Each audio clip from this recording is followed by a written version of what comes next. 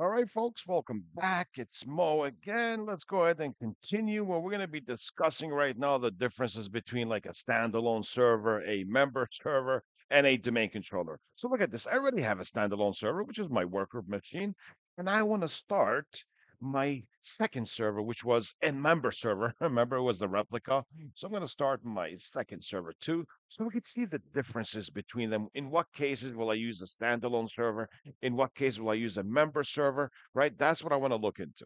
Watch this. First of all, let me go ahead to the standalone server. In what cases will we actually be hosting a server and you're not going to be putting Active Directory on it? Let me just show you one simple example. If I go to manage, add roles and features, and I go next, and I go next, and next. Let's say this server is hosting a website, which means I need to install web server IIS. For the outside world, anything that you need to deal for the outside world that is not just related to your internal organization, you leave it as a standalone server, which is a work group. In my case, I could say that this, okay, is my web server hosted on a work group machine. In other words, I'm going to be exposed to this to the internet, right? It's going to be exposed to the internet. It's not for just internal.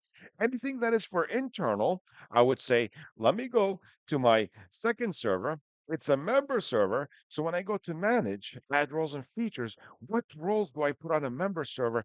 Everything except for what? DNS and Active Directory. So DNS and Active Directory, they always go together. If it's DHCP, if it's a web server hosting internally, if it's remote desktop, if it's a file server, right? If it's certificates, anything that is required for internal, if it's an update server, if it's an image server, I have to have it as a member server. Remember, the only thing that goes with Active Directory is DNS. So AD and DNS are always stuck with each other like crazy glue. They never get separated. So DNS is always with Active Directory. So DNS and Active Directory are always together. So your domain controller should only have DNS. My domain controller should not be hosting DHCP, should not be hosting remote access VPN. My domain controller should not be hosting a website. My domain controller should not be a file server, should not be a DHCP server.